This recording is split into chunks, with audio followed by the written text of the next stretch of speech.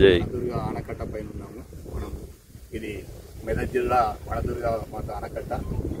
ఇది మంజీరా ఆనకట్టపై, మంజీరా నదిపై నిర్మించినటువంటి ఆనకట్ట. ఇది 1889లో ప్రారంభించి 1905లో ఈ ఆనకట్టను నిర్మించడం జరిగింది. అంటే మంజీరా నది జీవనదిగా ఉండి పుష్కలంగా నీళ్లు వస్తుంటే ఈ నీటిని వినియోగించుకోవాలని చెప్పేసి ఇక్కడ ఘనాపూర్ దగ్గర ఒక ఆనకట్ట నిర్మించడం జరిగింది. అలాగే ఇంకోటి నిజాం సాగర్ దగ్గర పంచపడి పక్కన నిజాం సాగర్ అని చెప్పేసి ఒక డ్యామ్ నిర్మించడం జరిగింది.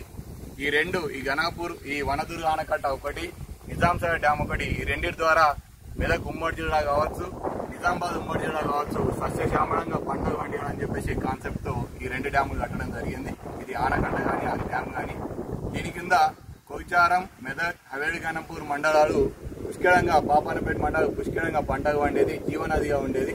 అదేవిధంగా ఇక్కడ ఎక్స్ట్రా అయినటువంటి నీళ్లను నిజాం సాగర్ అయితే నిజాం సాగర్ డ్యామ్ కింద కూడా బోధన్, నిజామాబాద్ అండ్ ఆర్మూర్, బాన్స్వాడ ఇవన్నీ ప్రాంతాలు, జూకల్ ఇవన్నీ ప్రాంతాలు సస్యశ్యామలంగా పంటలు పండేది.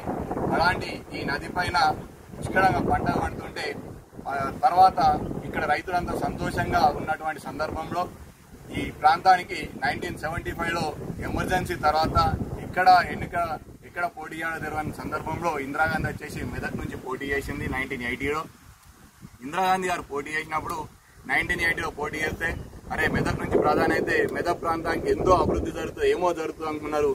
కానీ ఇందిరాగాంధీ ఇచ్చినటువంటి గిఫ్ట్ ఏందయ్యా అంటే ఈ ప్రాంతంలో సాగు కంటే ఎక్కువ తాగునీరు ప్రాధాన్యత అని చెప్పేసి సింగూరు డ్యామ్ అనేది ఇందిరాగాంధీ గారు కట్టి హైదరాబాద్ ప్రాంతానికి నీరు తరలించడానికి సింగూరు డ్యామ్ కట్టారు. ఆ సింగూరు డ్యాము 1985 నుంచి నీరు ఎత్తిపోత చేస్తే 1989లో ఆ సింగూరు డ్యామ్ పూర్తయింది. హైదరాబాద్ కు తాగునీరు పేరుతోని మెదక్ వచ్చేటువంటి ఈ మంజీరా నీటిని, జీవనదిని ఎడారిగా మార్చారు. ఈ ప్రాంతంలో 4 గజాలకు 6 మీటర్లకే వాటర్ ఉండేది. ఎటు 50 కిలోమీటర్ల దూరంలో కూడా మంజీరా ప్రవాహానికి ఎటు 50 కిలోమీటర్ల దూరంలో 4 గజాలు 6 గజాలకే వాటర్ పుష్కలంగా ఉండేది. ఎప్పుడైతే సింగూరు డ్యామ్ కట్టిరో ఈ నీటిని అదుపు చేసిరో అప్పటి నుంచి మినిమం 300 ఫీట్లు 600 ఫీట్ల వరకు భూగర్భ జలాలు అంతరించిపోయాయి, లోపలికి వెళ్ళాయి. ఈ ప్రాంతంలో కరువు రావడానికి కారణం సింగూరు డ్యాము. మరి హైదరాబాద్ తరలిస్తున్నప్పుడు మరి తర్వాత కృష్ణా జలాలు వచ్చినాక సింగూరు నీళ్ళు ఇస్తా అన్నారు. తర్వాత గోదావరి జలాలు సుజలాశ్రమం వచ్చిన తర్వాత మెదక్కే ఇస్తాము, నిజాం సాగర్, నిజామాబాద్కి ఇస్తామని చెప్పారు. కానీ ఇప్పటి వరకు లేదు.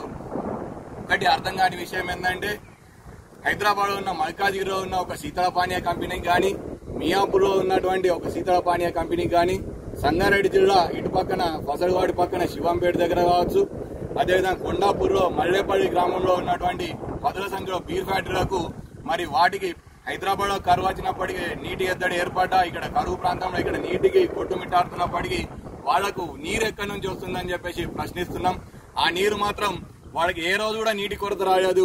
ఎప్పుడైతే సింగూరు డ్యామ్ కట్టిరో దాని కింద మొత్తము ఈ బీర్ ఫ్యాక్టరీల శీతల పానీయాలకు అమ్ముకోవడానికి ఇక్కడ రైతులను మోసం చేస్తూ కట్టారు. మళ్ళీ ఇంద్రమ్మ రాజ్యం రైతుల రాజ్యం అంటారు. మరి ఇటువంటి ప్రభుత్వం మళ్ళీ ఇప్పుడు రేవంత్ రెడ్డి గారు మిగులు జలాలు ఎక్కడైనా సింగూరు జలాలు మిగిలి కిందికి పోతున్నాయని చెప్పేసి దురుద్దేశంతో మరొక ప్రాజెక్టుకు డిపిఆర్ తయారు చేస్తారు. దయచేసి ఘనాపూర్ ఆనకట్ట కింద ఉన్నటువంటి రైతులు కావచ్చు, మెదక్ జిల్లా రైతులు కావచ్చు, మెదక్ ఉమ్మడి జిల్లా రైతులు కావచ్చు, నిజామాబాద్ ఉమ్మడి జిల్లా రైతులు కావచ్చు, మేల్కొని ఈ సింగూరు డ్యామును తొలగించాలి. దాని కింద కడుతున్నటువంటి మరో డిపిఆర్ ప్లాన్ చేస్తారు, అది రద్దు చేసుకోవాలని చెప్పేసి తెలియజేస్తున్నా. జై హింద్, జై మెదక్ సీమ.